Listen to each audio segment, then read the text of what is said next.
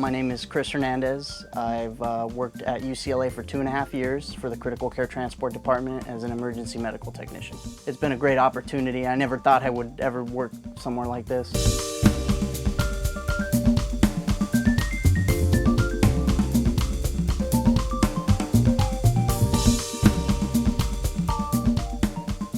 I started as a fire explorer at 16. As soon as I was able to, at 18, I took the EMT test through the state fire marshal's office. Well, I was a reserve for the Pasadena Fire Department. I had a coworker of mine come up to me and tell me, hey, they're putting a job opening for an EMT position for UCLA. I think you should apply for it. I know a lot of people that work for UCLA and they're very happy, so I think it'd be good for you. Put in your application and see where it goes from there. So I took him up on his offer. It seemed like a good opportunity, and the rest is history.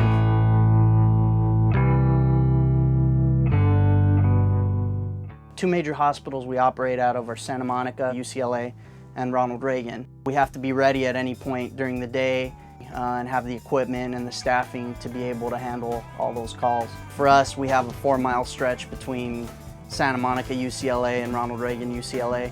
So we have to drive that multiple times a day, and sometimes that's at rush hour. So one of the things that we do is, when we can't find an alternate route, if the patient's critical, we'll go code 3. We have a high level of training, and they put us through driving programs and stuff to make sure that we know exactly what we're doing.